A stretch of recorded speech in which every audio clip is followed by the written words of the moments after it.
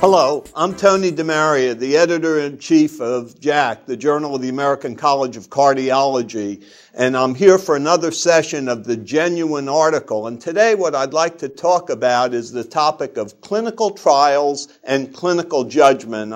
I'm clear to say and clinical judgment, not versus clinical judgment, because I think they complement each other.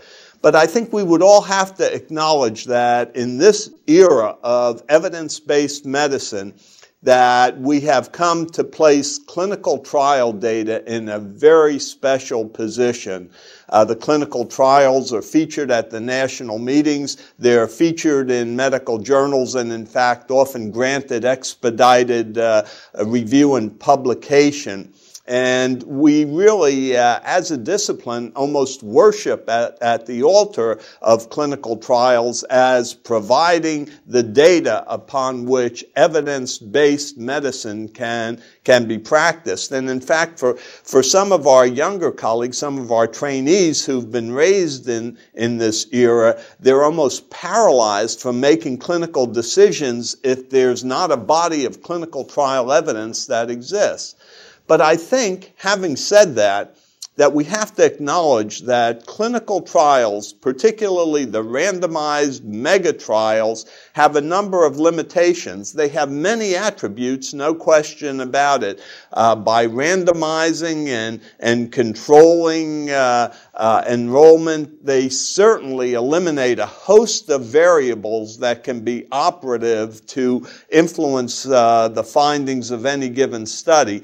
And that's why they're so enormously valuable, because they really do limit these variables, but they have a number of limitations. Now, prominent among them is many of them use surrogate endpoints, and surrogate endpoints can, in fact, be misleading. The CAST trial is the example that's usually given, where the abolition of premature ventricular contractions was hypothesized to produce a benefit, but in fact, when antiarrhythmic drugs were used to do this, there was actually an increase in morbidity and mortality.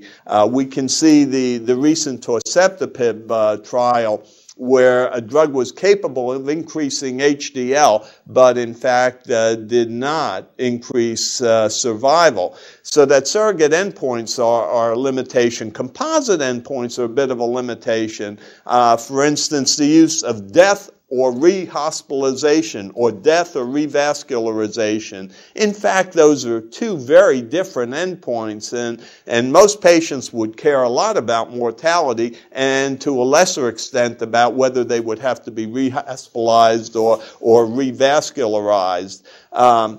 We know that when we take the trial data into the real world, that there are some major differences. We're dealing with therapies that in fact can have multiple effects, only some of which may have been carefully studied in the clinical trials. We have to deal with drug-drug interactions because the patients in the real world often are on more drugs than were allowed in the clinical trials. We know, in fact, that some of the data from the clinical trials may be time-limited.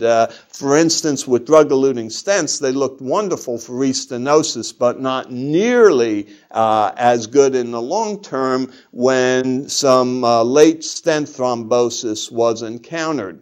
However, the biggest limitation, far and away the biggest limitation of clinical trial data is that the enrollment is carefully controlled so that the patients have a narrow spectrum of disease, a narrow spectrum of therapy, and most comorbidities are eliminated. In fact, in the real world, when we apply clinical trial data to the treatment of our patients, we deal with a wide range of etiologies, with a wide range of severities. We deal with patients who are on multiple medications. We deal with patients who have multiple comorbidities. And in fact, we deal with patients from every social strata as compared to a small segment of the population. Now, don't get me wrong, clinical trials are a wonderful thing. The evidence that is obtained is unbiased, it's limited in variables, and in fact, one of the real advantages of clinical trials is that you can see differences because of large group enrollment that are statistically significant. And differences that could never be appreciated by any single physician or group of physicians in their own practice.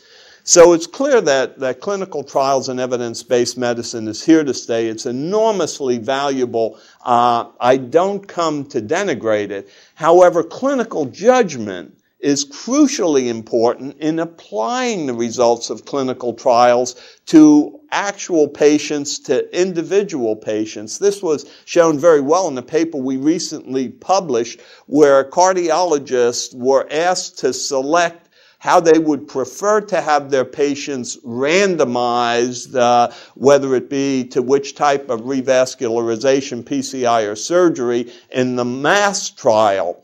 And in fact, what was found is that the patients who were randomized to the arm of the trial that was preferred by the cardiologist actually did better than the patients who were randomized to an arm that was not preferred. So clinical judgment is enormously important. I think given the limitations of clinical trials, that despite their value, we should view them as a place to start choosing the therapy and management in individual patients, not in an end in and of themselves. I think clinical judgment is still enormously important, and I think that should be an enormous consolation and inspiration to all of us within the profession. So for the genuine update for JACC, I'll thank you again and ask you to please keep tuned for our next session.